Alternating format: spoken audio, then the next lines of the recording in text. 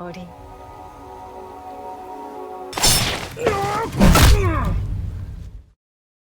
The story begins in the year 1600 at the Battle of Sekigahara, the turning point of Japanese history. At the height of the conflict, the forces of Ieyasu Tokugawa managed to crush the opposing army and defeat the enemy general. Following this victory, Ieyasu ascended as the shogun, seizing total control of the nation. Legend whispered that his triumph was not due to strategy alone, but thanks to a mysterious secret weapon known only as the Hand. 35 years later, Japan thrives in a hard-won peace under the Tokugawa legacy. However, this tranquility is shattered in the village of Okata during a grand harvest festival. As the celebrations conclude, the atmosphere turns nightmarish when the residents are slaughtered by a sudden onslaught of Gun-kyo, mindless, zombie-like creatures that feast on the living.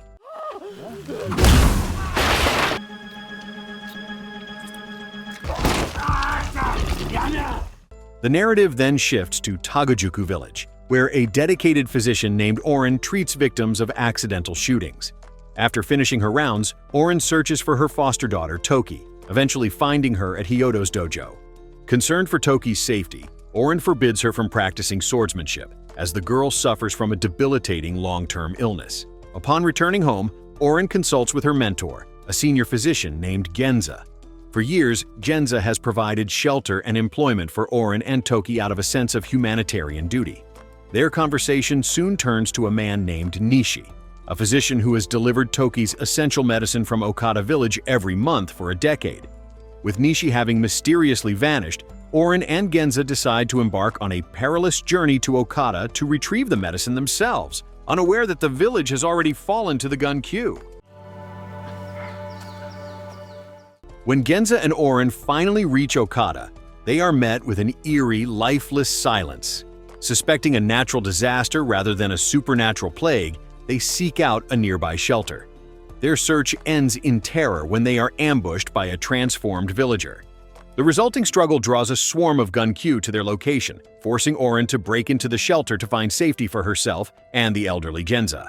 The sanctuary is short-lived, as a man named Kôji suddenly enters and incapacitates them both.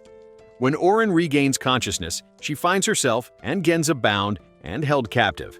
While Kôji barks threats at them, Orin secretly saws through her ropes. She manages to break free and retaliate, but the fight is cut short when Kôji is ambushed and killed by two Gun-kyo lurking in the shadows. Chaos erupts as Kôji reanimates as a Gun-kyo, and the other creatures breach the shelter. In the heat of the struggle, Genza reveals that the only way to stop the monsters is to destroy the head or neck. Armed with this knowledge, Orin manages to dispatch two of the creatures in a single flurry, while Genza finishes the third. Meanwhile, miles away in Kuramoti village, a mysterious man named Shiro arrives seeking the company of an entertainer. Shiro hires a woman named Yai, who, during their time together, is struck by a memory of a child also named Shiro. In her youth, she had looked after a boy whose head was always hidden by a cloth sack, rumored to conceal a hideous face, and who was ostracized for a foul, death-like odor. This boy was eventually imprisoned after he was caught consuming the villagers. Yai confesses that she only stayed by his side to appear virtuous to others. Upon hearing this, Shiro reveals his true identity. Enraged by her hypocrisy, he bites Yai, his eyes bleeding and changing color as he does. By the next morning, Yai rises as a Gun-kyo, confirming that Shiro is the patient zero of the spreading plague. As the infection reaches Tagajuku village, Toki's life is placed in grave danger. Elsewhere, Orin and Genza find themselves outmatched by a Gun-kyo that was once a massive sumo wrestler. They are saved just in time by a wandering samurai named Jubi, who joins their cause and helps treat Genza's injured leg. Fortunately, the wound was caused by a fall rather than a bite. While searching the shelter for supplies, Jubi discovers a hidden basement. Inside, the trio finds the remains of Nishi and his wife, who has been chained up after turning into a monster. After Orin secures the medicine Toki needs, the group resolves to return to Tagajuku immediately. Worried about the girl she left behind, Orin accepts Jubei's offer to act as their bodyguard for the journey home. As Shiro attempts to leave Kuramoti village, he is intercepted by three warriors who suspect him of bringing the plague. Shiro effortlessly kills them and moves on. A local farmer watches in horror as the fallen warriors soon rise as Gun-kyo. Shiro's journey continues, and he is seen interacting peacefully with the monsters, confirming his status as their progenitor and master. Orin's group finally arrives back at Tagojuku village, only to find it in ruins. They encounter a dying man named Shiki, who reveals that Toki fled toward Hyodo's dojo before he succumbs to the infection and is put down by Jubi. While Genza rests and Jubi searches for food, Orin enters the dojo alone. She is horrified to find the students and the master, Hyodo, have all been transformed into the undead. Overwhelmed by the Horde, Orin is forced to retreat, narrowly saving an old friend named Aoba in the process. Aoba informs her that the Tokugawa shogunate has dispatched a cleanup squad to incinerate any infected villages. Despite the threat of the shogun's fire, Orin refuses to flee, determined to find Toki. Unbeknownst to her, Toki is currently hiding beneath the floorboards of the dojo, protected by a man named Haibi. Soon, the group is forced to face an attack from the transformed master, Hyodo. In a desperate bid for survival, Haibi manages to escape by using Toki as bait. Although briefly cornered, Toki narrowly avoids being bitten and makes her own escape. A few minutes later, Orin discovers Hyodo being devoured by other Gun-kyo. In his final moments, Hyodo implies that Toki has already perished. This admission utterly devastates Orin, leaving her so broken that she nearly surrenders when a Gun-kyo targets her. Fortunately, Genza arrives just in time to intervene and pull Orin away from the creature's jaws. Once they reach a safe location, Orin finally reveals her secret to Genza. Since childhood, she had been trained as a ninja, a silent assassin, under the tutelage of a man named Hisame. Her group fell on hard times after the Ukita clan they served was massacred at the Battle of Sekigahara. In the aftermath, Hisame ordered Orin to foster and train Toki to become a weapon of the shadows. However, as the years passed, Orin chose to raise Toki with love rather than lethal teachings, hoping to spare her from a life of killing. When Orin refused to train the girl, Hisame ordered her to kill Toki instead, threatening Orin with execution should she disobey. To protect the child, Orin fled with Toki in the dead of night. It was then that Genza found them, and the three of them began living together as a family. Returning to the present, Orin emphasizes that Toki is her only reason for living. She vows to continue the search even if the possibility of Toki's death looms large. At Orin's suggestion, Genza returns to his house to seek safety from the Gun-kyo. Upon arriving, however, he catches Jubi searching through his private records. Jubi reveals Genza's dark secret. As a physician for the Tokugawa clan, Genza was the one who originally created the Gun-kyo. Moments later, Jubi's troops surround the house, revealing that Jubi is actually the commander of a specialized Tokugawa task force. On the other side of the village, Toki struggles to fend off a pack of Gun-kyo using only makeshift equipment. Just as she is about to be overwhelmed, Shiro appears. With masterful swordsmanship, he slaughters the creatures and saves her life. Once the immediate danger passes, Shiro admits to Toki that he has been searching for Genza. A flashback to 2 months earlier in Okata village reveals Shiro's past. Though imprisoned, he spent his days secretly practicing with a sword. Eventually, the physician Nishi released him to see his dying wife, Shino. Knowing Shiro was a half-Gun-kyo hybrid, Nishi begged Shiro to bite Shino, hoping the infection would grant her immortality without the loss of her soul. Tragically, the gamble failed. After the bite, Shino transformed into a mindless, pure Gun-kyo. In the present, Jubi holds Genza prisoner and recounts how Nishi, frustrated by his wife's state, began forcing other patients to be bitten by Shiro. The resulting chaos allowed Shiro to escape his cell. Meanwhile, Shiro watches over Toki as she recovers. They bond over their shared status as orphans, though Toki notes she found a true family in Orin and Genza. Soon, Orin finally reunites with Toki. Grateful for Shiro's intervention, the two women offer to help him find Genza. That night, Orin's group finds Genza in Jubi's custody. While Orin confronts the commander, Shiro moves through the shadows, biting Jubi's subordinates. As Shiro becomes overwhelmed by the number of soldiers, his victims suddenly reanimate as Gun-kyo, attacking their former comrades. This diversion allows Shiro to escape and reunite with Orin, who is busy treating a sudden flare-up of Toki's illness. Shiro assists in tending to Genza's wounds, and it is revealed that Genza has known Shiro since he was a child. To answer Shiro's questions about his origins, Genza finally tells the truth. 31 years ago, Ieyasu Tokugawa possessed a mysterious artifact known as the Monkey's Hand. Under his orders, Genza and Nishi used the object to experiment on humans, seeking to create controllable, immortal soldiers. Their first attempt resulted in a monster that had to be destroyed. When the project stalled, twin babies were born into the Tokugawa clan. One of them was Shiro. To prevent a future succession crisis, the infant Shiro was ordered to be killed. Genza and Nishi were then ordered to use the infant's corpse for their experiments. By bringing the monkey's hand close to the body, they miraculously brought Shiro back to life as a half-human, half-Gun-kyo hybrid. Realizing Ieyasu would only exploit Shiro as a weapon of war, the two physicians kidnapped the child and fled to raise him in secret. Eventually, they were forced to imprison him, as his predatory instincts to bite humans grew too strong to control. After revealing this history, Genza confesses that he has come to love Shiro as his own son. However, he adds that Shiro's unique biology could be the key to a medical breakthrough. Hearing this, Shiro feels betrayed, believing he is viewed only as medicinal material rather than a person. In a fit of resentment, Shiro bites Genza in front of Orin and Toki before fleeing into the night. Meanwhile, Jubi orders his forces to purge Tagojuku village and continue the hunt for Shiro. As the special forces close in, Genza begins his transformation into a Gun-kyo. While his mind is still intact, he attempts to take his own life to protect Orin and Toki, but he fails. He begs Orin to finish the job for the sake of the living. Caught in a horrific dilemma, Orin is finally forced to kill her mentor. At that exact moment, a suppressed memory surfaces for Toki. She remembers seeing her biological father killed by a younger Orin during her days as a ninja. This realization turns Toki's love for Orin into pure hatred. As Orin tries to comfort the girl, Shiro reappears to launch a fatal strike at Jubi. The commander dodges, and Shiro's blade accidentally plunges into Toki's chest. Despite Orin's desperate attempts to save her, Toki dies from the wound. Driven to madness by the loss of her daughter, Orin goes on a rampage against the special forces. Jubi orders his men to capture her alive, and in the ensuing struggle, Shiro takes the opportunity to disappear.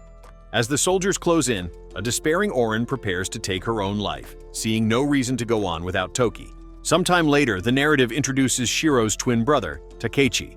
Raised within the protective walls of Edo Castle by a woman named Tsuboni, Takechi lives a life of peace, blissfully unaware of the horrors beyond the gates. He often wonders if the Gun-kyo have been eradicated or if they still roam the countryside. Within the same castle, Jubi attends a high-level meeting of the special forces. Here, it is reaffirmed that their primary mission is the absolute extermination of infected villages. To maintain total secrecy, the forces do not hesitate to execute any uninfected villagers who have witnessed the creatures.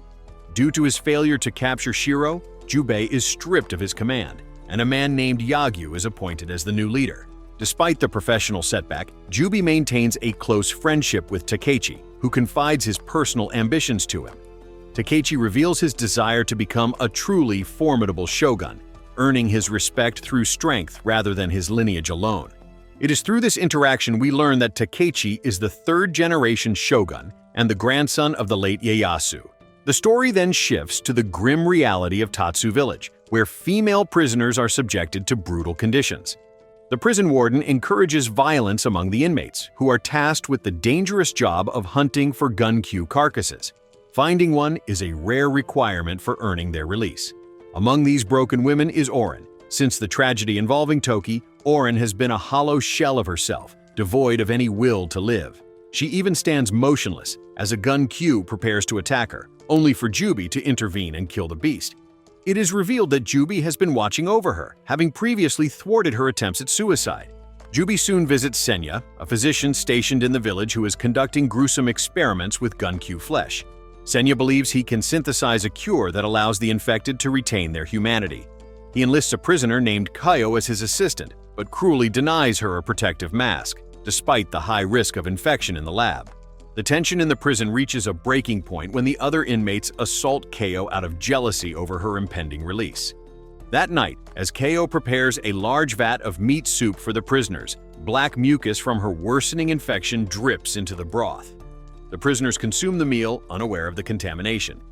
Meanwhile, a prisoner named Hibari intentionally spills Orin's soup out of spite for Jubi's favoritism.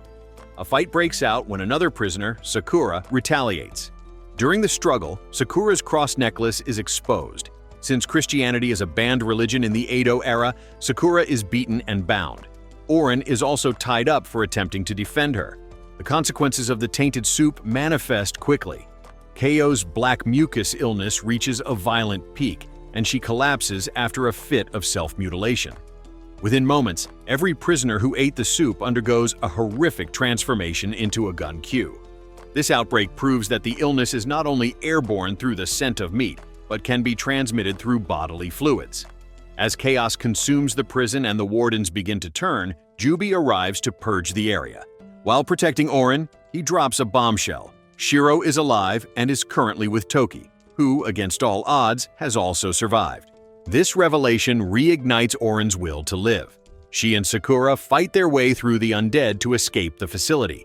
They leave behind a frenzied Senya, who is bitten while obsessively documenting the carnage. Once they reach safety, however, Sakura's nose begins to leak the telltale black mucus. Realizing she consumed a small portion of the soup and is doomed to turn, Sakura asks Orin for a mercy killing. Heartbroken, Orin fulfills her friend's final wish. Orin then travels to Sakura's home village, a place Sakura had mentioned Shiro once visited. She finds the village populated by hidden Christians, living in constant fear of discovery. After reassuring them that she is not there to persecute them, Orin speaks with a woman named Sue. Orin gently informs her of Sakura's accidental death and asks about Shiro and Toki. Sue leads Orin to a livestock pen where a Gun-kyo is tied to a cross and recounts a miraculous event. After Shiro accidentally stabbed Toki, he was inconsolable, believing he had killed her. He wept over her body, and his blood-tinged tears fell into Toki's mouth. To Sue's horror and amazement, Toki rose from the dead. Sue explains that while Shiro was eventually captured and taken to Edo Castle, Toki escaped and headed for their designated meeting place, Amanari Village. Before leaving, Orin treats a young boy named Kanta, who has fallen ill with grief following the death of his mother, Sakura. As Orin prepares to depart, a group of inquisitors led by a man named Muro arrives to hunt for Christians. Muro announces he is also searching for Orin, labeling her a murderer for the death of Sakura. This causes the villagers to turn on Orin in a fit of grief and rage. Orin manages to neutralize Muro's group to save the village, but at Sue's request, she spares their lives. Despite her help, Sue banishes Orin from the village. Once she is gone, the vengeful villagers throw Muro's tied-up men into the Gun-kyo's cage to be eaten alive. Days later, Orin finally reaches Amanari Village and finds Toki. However, the girl has changed. Like Shiro, she is now a half-human, half-Gun-kyo hybrid. The blood on Toki's face reveals she has been feeding on local villagers. As Orin helps her clean up, Toki confesses that her transformation cured her old illness, but left her with an insatiable hunger for human flesh that she can no longer control without Shiro. Toki admits she has forgiven Shiro and that they had dreamed of fleeing Japan to start a new life together. However, she coldly informs Orin that she has not yet forgiven her for her past deceptions. Regardless, Orin pulls Toki into a tight embrace, declaring the girl to be her entire world. The reunion is interrupted by the arrival of the Tokugawa Special Forces, but before they can strike, the ninja master Hisame appears and ruthlessly eliminates them. Orin.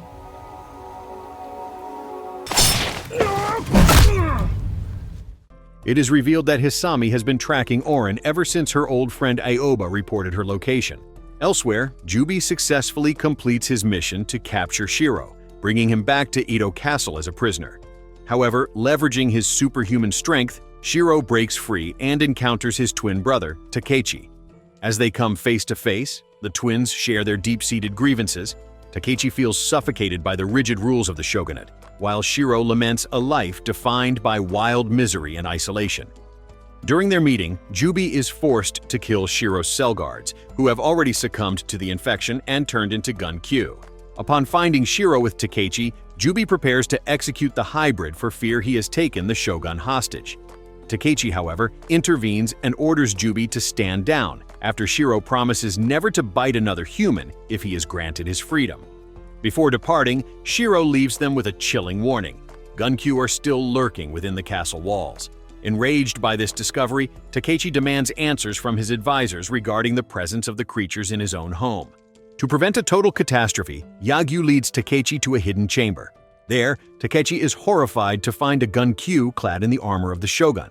It is revealed that this creature is Ieyasu, the first shogun, who had recklessly experimented on himself while ill after being abandoned by Genza and Nishi. Reasoning that the man he once respected is no longer human, Takechi kills Ieyasu. He then commands Jubei to hunt down Shiro and eradicate every remaining Gun-kyo to restore order to Japan. Meanwhile, at Orin's location, Hisame's ninjas finish off the last of the Special Forces members. Hisame executes the lone survivor so she can speak with Orin privately. The confrontation unearths a series of shocking truths. Hisame is Orin's biological mother and had intentionally subjected her to brutal training to forge her into a heartless killer. Furthermore, Hisame reveals she has abandoned her vendetta against the Tokugawa clan in favor of a new scheme, selling Shiro and Toki to Portuguese traders for a fortune. The final blow comes when Hisame reveals that the man Orin killed years ago, Toki's father, was assassinated specifically under Hisame's orders. When Orin launches a surprise attack, Hisame easily deflects it and stabs her with a blade coated in a lethal, custom-made poison intended as punishment for Orin's desertion. Hours later, Orin awakens to find Shiro at her side. Shiro had managed to extract the venom while she was in critical condition, saving her life. Although Orin initially intends to kill him as revenge for his actions against Genza and Toki, she hesitates when Shiro points out how deeply she has disappointed her foster daughter. Refusing to join her, Shiro departs alone for Ominari village to find Toki. Upon his arrival, Shiro discovers that Hisame's ninjas have used Toki as bait to trap him. Using tactical precision, the ninjas manage to restrain the powerful hybrid. However, the battle is interrupted by the arrival of the Tokugawa Special Forces, led once again by Jubi. As the village swarms with Gun-kyo, Jubi's troops clash with Hisame's ninjas in a three-way struggle for control. Amidst the chaos, Orin slips into the fray and frees both Toki and Shiro. While escaping, Orin eliminates the guards blocking their path. When she is eventually cornered, Toki intervenes by biting a ninja, turning him into a Gun-kyo to distract Jubi's men. During their flight, Toki finally forgives Orin, acknowledging her as her mother once more, though she expresses her desire to leave Orin's side to build a future with Shiro. The fragile peace is nearly broken when Orin attempts to kill Shiro again, still viewing him as a danger to Toki. She only relents when Toki steps in to protect him. Moments later, Shiro proves his devotion by shielding Orin from a gunshot fired by Hisame, taking a severe wound to the neck. Repaying this kindness, Orin helps the pair escape and turns to face Hisame for the final time. The two women fight a fierce duel, eventually stabbing each other simultaneously. Hisame's end comes shortly after, as she is swarmed and devoured by the Gun-kyo.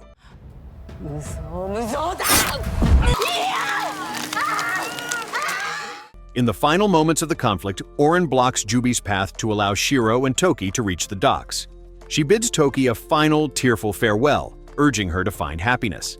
As the lovers flee, Orin and Jubi are forced to form an uneasy alliance to fight off a massive horde of the undead. In the heat of the battle, Orin is bitten on her left arm. Determined to die as a human rather than a monster, she prepares to take her own life, but the memory of Toki gives her a final surge of resolve. In a display of extreme willpower, Orin amputates her own arm to stop the spread of the infection. The following day, Toki and Shiro reach a boat intended to take them out of the country.